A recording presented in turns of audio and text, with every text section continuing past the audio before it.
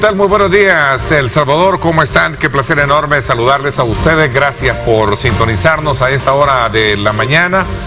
Como siempre, agradecemos a nuestros colegas de Telenoticias Megavisión por darnos la oportunidad de amanecer bien informados. Desde luego con todos nuestros equipos que están siempre prestos a brindarnos la información oportuna. Este día, sin duda alguna, vamos a ocupar nuestra hora para hacer un análisis precisamente sobre lo versado y expuesto por el presidente de la República el día de ayer en el seno de Naciones Unidas.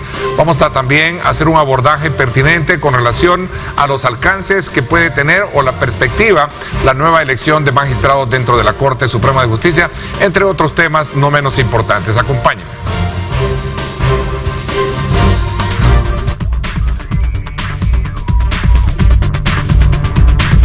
Reacciones de diversos tipos han surgido luego de la elección de magistrados a la Corte Suprema de Justicia.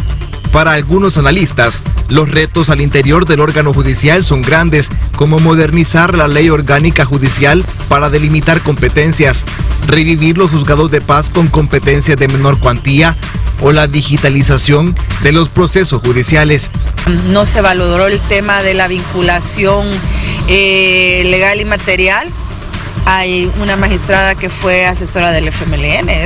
Luego de la elección, la Corte Suprema de Justicia dio a conocer la nueva distribución de magistrados en las 4 distintas salas que integran esta entidad estatal.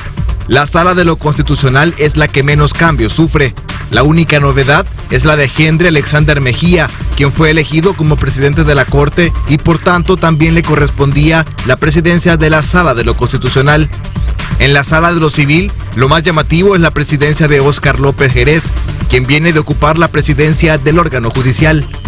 Otro de los temas que serán analizados esta mañana es el discurso del presidente Nayib Bukele ante las Naciones Unidas, donde mencionó que el mundo está en decadencia, pero afirmó que El Salvador es la nueva luz de esperanza entre las tinieblas. Destacó los avances en materia de seguridad y señaló que dan prioridad a los salvadoreños honestos. Para analizar estos y otros temas, no se pierda la entrevista de Diálogo 21, conducida por Ernesto López. Reportó Jonathan Cortés.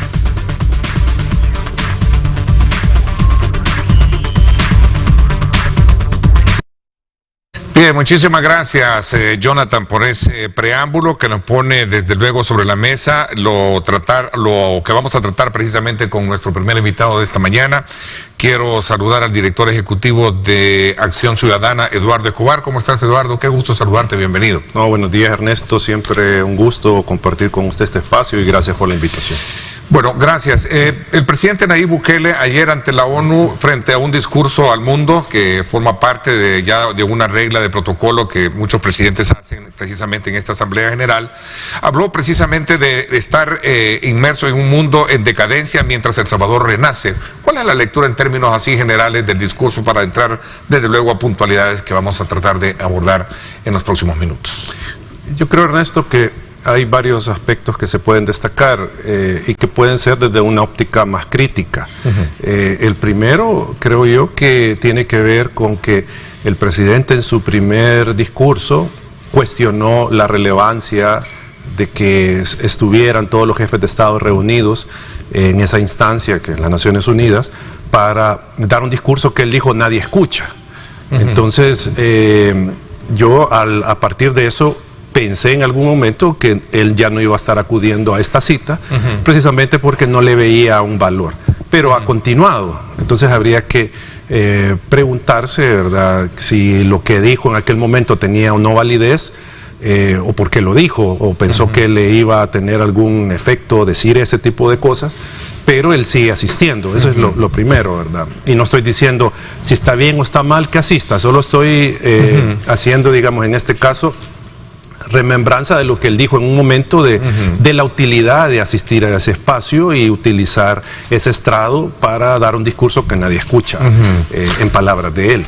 Eso es un primer punto, Ernesto. Lo otro es que creo yo que el presidente, y tal vez sus asesores también, confunden, creo, los espacios. Ese espacio de dirigirse a la Asamblea de Naciones Unidas obviamente tendría que ser bajo una óptica, bajo un planteamiento comunitario de las relaciones internacionales, del mundo, y no estoy con esto diciendo que sea un discurso vacío, un discurso la paz mundial, o sea, no estoy hablando de ese tipo de discurso, pero sí aprovechar para plantear perspectivas, para invocar, digamos, la buena fe de la comunidad internacional para tratar de solucionar algunos problemas de país o problemas mundiales.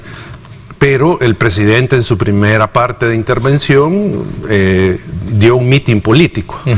Entonces ahí confunde el espacio. O sea, ese discurso de decir que El Salvador está mejor y que pues todos nos envidian y que quieren vivir acá en el país, está bien para consumo local, para consumo interno, para hablarlo a la ciudadanía que todavía cree en el presidente y cree en sus políticas. Pero a nivel internacional, utilizar ese espacio para hacer propaganda, pues me parece inadecuado, eso que hizo el presidente en la primera parte. Y lo último, con lo que cierro mi primera parte de intervención, Ernesto, es que en realidad por momentos uno no sabe de qué país habló el presidente cuando se refirió a la libertad de expresión.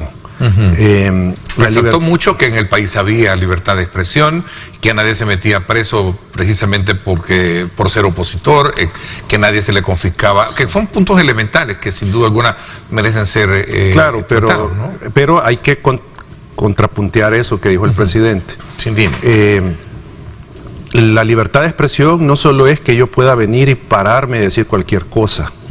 No solo eso, no es solo eso libertad de expresión. La libertad de expresión comprende otros ámbitos que en el país están siendo restringidos o que están siendo atacados, cuestionados. Por ejemplo, el acceso a la información, Ernesto.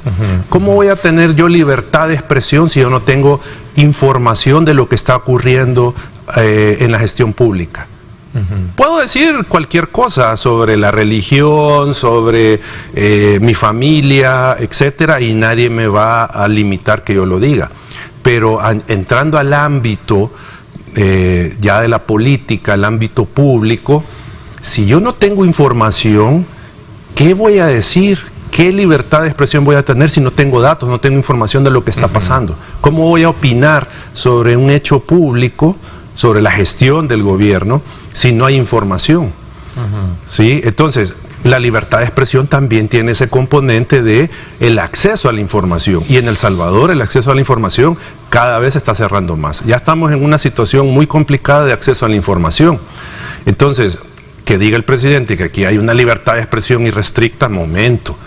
Abran los archivos, abran la información, presidente, y ahí sí le vamos a creer que hay libertad de expresión en este país, porque al negar la información, aparte de ocultar cualquier irregularidad en el manejo de la cosa pública, también controlan el discurso, también controlan la narrativa, también controlan lo que la gente puede opinar, porque si yo no tengo datos de, por ejemplo, que el Ministerio de Salud nos está mintiendo respecto de las muertes, estoy poniendo un ejemplo, de las muertes por dengue, ¿cómo voy a poder opinar libremente sobre esa problemática que es la enfermedad del dengue? No voy a poder opinar. Entonces, ¿de qué libertad de expresión estamos hablando? Y el otro aspecto, Ernesto, es que cada vez hay más restricciones, más ataques, más señalamientos contra el ejercicio periodístico, contra la libertad de prensa. ¿Sí? Eso está, y no lo digo yo, lo dicen las asociaciones, de la APES, por ejemplo, lo dicen los periodistas. Hace poco hubo un video de unos periodistas en el centro que les estaban diciendo, no sé si era del CAN o de la policía, que dejaran de filmar. Que en ese video que vimos de la periodista, de la colega de este medio, el policía le decía de que no me grabara, o sea, que no lo grabara él, pero que podía hacerlo, pero sin grabarlo a él. Pero si es que ver un agente de autoridad, sí, tiene un número que lo identifica, o sea, eso es sí, vi esa cuestión. fuera de lugar. Pero lo que quiero decir, Ernesto, es que hay más limitaciones al ejercicio de la libertad de prensa, y eso está medido en índices, no lo estoy diciendo yo. Entonces, a lo que quiero, con esto concluyo, Ernesto. ¿Sí? Insisto, no sé de qué país habló el presidente cuando decía que había libertad de expresión. Hay aspectos que ponen en cuestionamiento esto, como decía yo, el tema de acceso a la información, la rendición de cuentas. ¿Qué rendición de cuentas hay en el país? ¿Qué transparencia hay? Y lo de la libertad de prensa, que está siendo cada vez más y que en El Salvador no encarcelamos a nuestra oposición, no censuramos opiniones ni confiscamos bienes de quienes piensan, en su momento decía de manera textual el presidente, diferente. No arrestamos a la persona por expresar sus ideas. En El Salvador tu libertad de expresión, así como tu propiedad privada, siempre estarán protegidas, decía el presidente. Sí, pero digo, con estos matices, Ernesto. O sea, porque... O sea, si tú ves que en parte... Yo puedo estar acá, sí. Podemos estar acá, ¿no crees que tú tienes la libertad? Sí, pero es limitada en el sentido de que yo puedo opinar, por ejemplo, del desempeño de una institución pública y cómo está usando los fondos. Si ese fuera el objeto de la entrevista, del debate, objetivo, sí. No lo podemos hacer libremente. ¿No hay acceso a eso? Porque no hay acceso a la información. O sea, sin información, ¿qué debate público vamos a tener? ¿Qué voy a poder yo expresar sobre las cuestiones políticas? O sea, no lo voy a poder hacer. ¿Qué positivo vistes entonces o recoges precisamente de para pasar a otros temas que sin duda alguna, por honor al tiempo, se nos están quedando? ¿Qué otros aspectos elementales lograste recoger en esta exposición que hizo en el marco de este periodo de sesiones, en el cual pues resalto otros aspectos, en el cual decía el presidente no dejar a nadie atrás, y sobre todo promover aspectos importantes que hacen alarde en el contexto de lo que es el encuentro de presidentes en esta sesión, ¿no? No voy a decir que lo positivo o no, ¿sí? Sino que creo yo que algunas partes del discurso sí hicieron alusión a problemas que nos atañe a toda la humanidad, pues, o sea, el tema de digamos, la degradación que se está teniendo en materia de libertades civiles, por ejemplo. Él lo mencionaba más o menos por ahí, que eso está pasando en todo el mundo y no es algo nuevo, ¿sí? Sino que, o sea, digamos, el presidente no ha dicho nada nuevo de lo que está ocurriendo, ha venido ocurriendo en el mundo, que hay, digamos, incremento de criminalidad, que hay restricciones de libertades. Eso está pasando y venía pasando. ¿Y ese discurso del presidente, cómo crees que lo puede recibir el completo de presidentes que asisten? Uno de ellos incluso por ahí elogió muchísimo en su cuenta en Twitter, con quien se reunió el empresario de tecnología, Elon Musk. Sí, yo creo que hay que tener algo en mente, Ernesto. No es la misma trascendencia que pueda tener un posicionamiento del gobierno de Estados Unidos, de un país europeo, de Rusia, etcétera, sobre la visión del contexto mundial a la que pueda tener El Salvador. Pues, o sea, el mismo presidente lo decía, somos un país pequeño, o sea, que al final cuánta influencia se pueda tener, y no es por ver de menos a El Salvador, sino que es de verlo en su real dimensión. Pues, o sea, estamos hablando de un país que económica, políticamente, pues no tiene una relevancia en el concierto internacional para que el mensaje pueda ser más contundente. Pues eso creo que hay que tenerlo sin desmeritar al país, pues, porque no quiero desmeritar a El Salvador, sino que digo mucho el tema de la seguridad como tal. Sí, pero digo, es muy cuestionable la forma en que se ha hecho, que él tiene que justificar a cada momento que no hay violaciones a derechos humanos. Ha contratado a una persona, no me acuerdo el cargo ahorita, comisionado de derechos humanos, para tratar de limpiar un poco este tema. Pero, o sea, al final creo, Ernesto, que también hay que tener en perspectiva, muchas veces estos discursos son, pues, un formalismo. Ok, interesante. ¿Cuál es la evaluación que tú tienes y que has estado también dando seguimiento a ese proceso de selección, de entrevista, y ahora que hay una elección de magistrados en la Corte Suprema de Justicia? ¿Cuáles son los alcances y cuál es la perspectiva que se puede tener bajo el perfil de las personas que ahora ya se conocen, van como jueces de esta envergadura? Voy a una pausa y hablamos de estos 7:15 minutos. Gracias a usted por estar con nosotros a esta hora de la mañana. Continuamos nuestra conversación esta mañana con Eduardo Escobar. Él es el director ejecutivo de Acción Ciudadana y hemos hecho un repaso precisamente por analizar algunos aspectos puntuales que hacía referencia el presidente de la República en el marco de esta asamblea, de esta sesión del periodo 79 de la Asamblea General de Naciones Unidas, la cual resaltaba aspectos que tienen que ver precisamente con la libertad de expresión, con el rol de la oposición, con el tema del respeto de la propiedad privada y otros aspectos elementales que tienen que ver con el declive en el que algunos países en el mundo, o el mundo entero, como lo decía, ha entrado, mientras que El Salvador entra en consonancia. Ya conocimos parte de su lectura. Vamos a pasar ahora a hablar y conocer también de este nuevo hecho que trasciende una elección de magistrados de la Corte Suprema de Justicia, porque hablando de justicia estamos hablando de poder tener aspectos que vengan a ser correctivos y sobre todo a garantizar un Estado de Derecho en el país. ¿Cuál es tu evaluación del proceso de elección que se dio en la Asamblea Legislativa para los nuevos magistrados de la Corte Suprema de Justicia? ¿Se hizo una buena elección? Pregunto. Bueno, Ernesto, yo creo que podemos hablar del proceso de elección y de lo que configura ahora esa elección, o qué tipo de corte configura. Y quisiera comenzar por esto último, qué tipo de corte configura. En este caso, Ernesto, ya tenemos una corte con sus 15 magistrados que han sido electos por el Partido Nuevas Ideas, o sea, con el control, una asamblea legislativa controlada por el Partido Nuevas Ideas. Recordemos la destitución de los magistrados en mayo del 2021, nombraron indebidamente a 5 abogados como supuestamente magistrados en la Sala de lo Constitucional, luego hicieron la elección que sí les correspondía como partido, como asamblea, en 2021, eligieron otros 5 magistrados, y ahora terminan de elegir otros 5. O sea, ¿qué quiero decir? Que las asambleas legislativas, las legislaturas bajo control de Nuevas Ideas, ya nombraron a todos los magistrados de la Corte Suprema de Justicia. Ya no hay magistrado ahí que no provenga de una elección comandada por el Partido Nuevas Ideas. Entonces esto abre un abanico de posibilidades en cuanto a la influencia que pueda tener el partido y el presidente sobre la Corte Suprema de Justicia.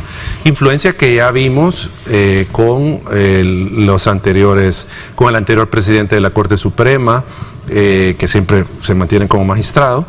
Entonces, ¿qué quiero decir? Pues que ahí hay una institución donde el presidente y el partido tienen un mayor grado de influencia.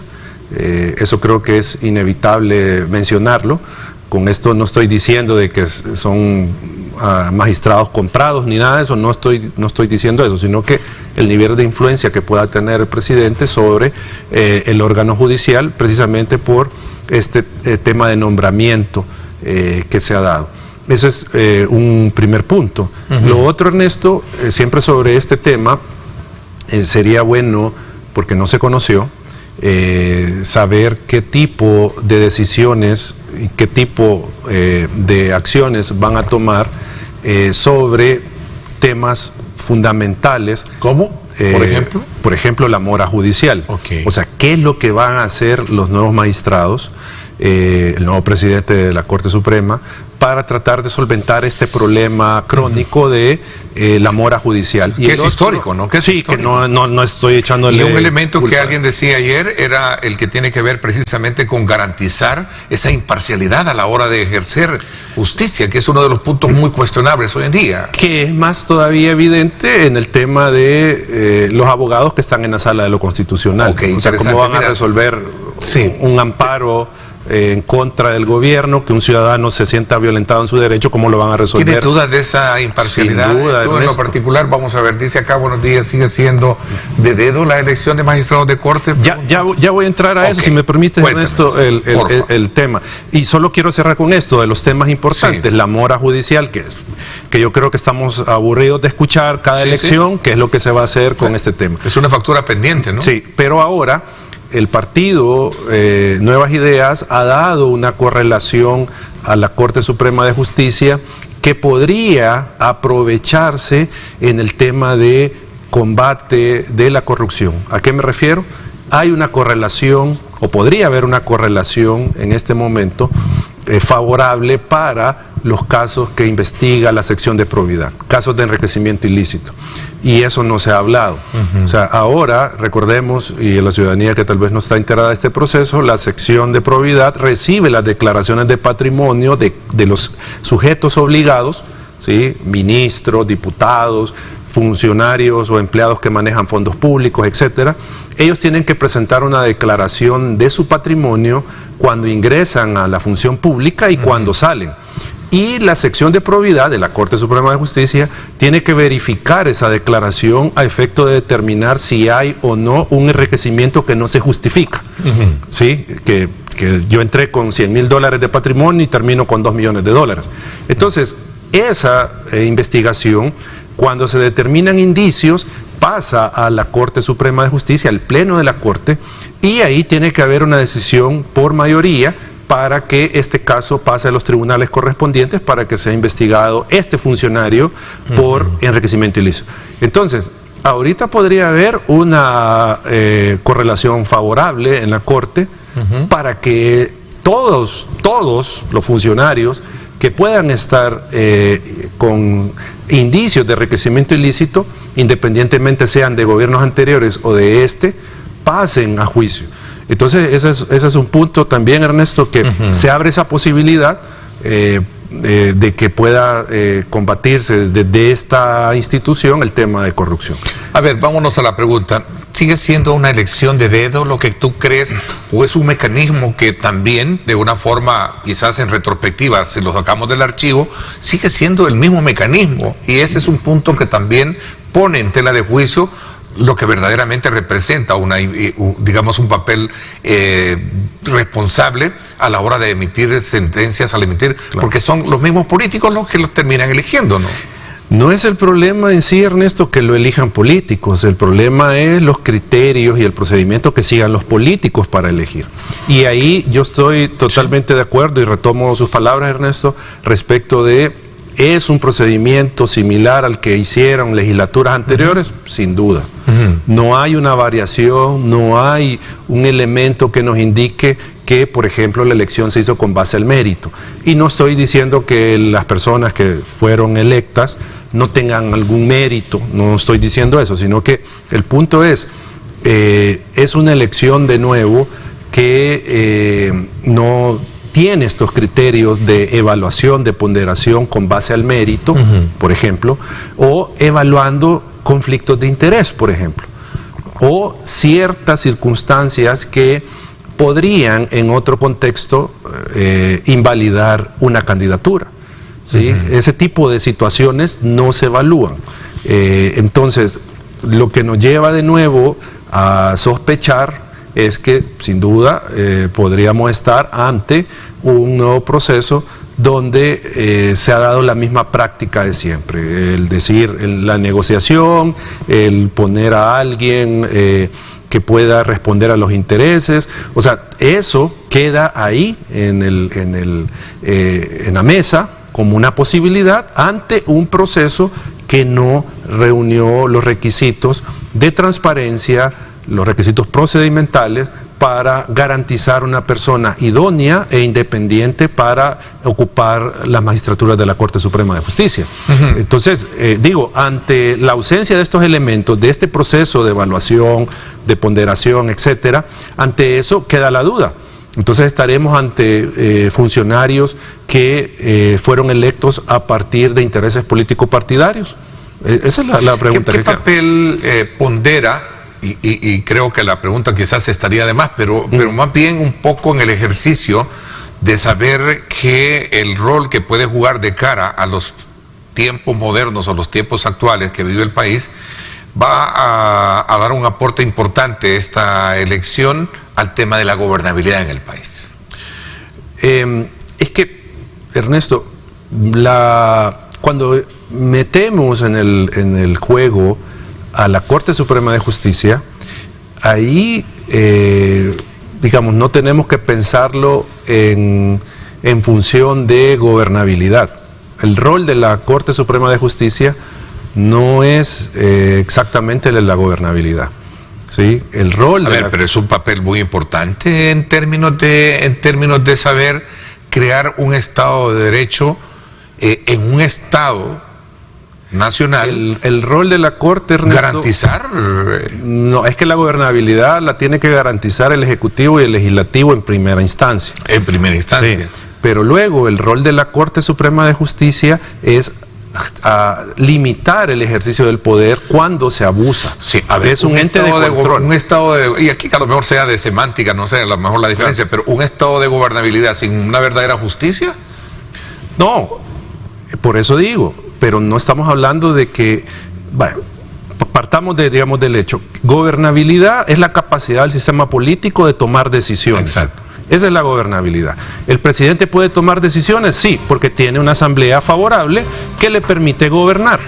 Pero el rol de la Corte Suprema no es garantizarle en sí gobernabilidad al presidente, sino que porque es un ente de control.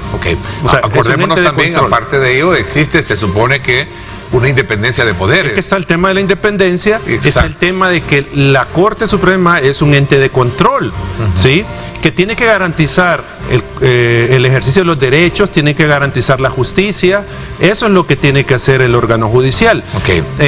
Y muchas veces esa gobernabilidad atenta contra los derechos fundamentales. Interesante. ¿Qué piensas de los partidos que no votaron por ellos? Hasta donde yo escuché, porque no escuché toda la votación, hubieron abstenciones, no votos en contra. Hasta donde yo escuché. Una abstención es no votar, pero igual. Que es una cuestión más. Sí. Yo creo que. Te entiendo. Porque no he escuchado las razones de los partidos que no apoyaron la elección, pero creo que pueden estar en esta óptica de un procedimiento deficiente que no garantiza que las personas electas sean las mejores o que tengan independencia. El tiempo se nos fue, te quiero agradecer que nos hayas permitido conversar contigo, conocer desde tu perspectiva estos dos temas que sin duda alguna son los que se mantienen vigentes hoy en día. Gracias por habernos acompañado, Eduardo. No, gracias a usted, Ernesto, y saludo a la audiencia. Como siempre, un gusto compartir contigo también. Tus opiniones son las 7:30.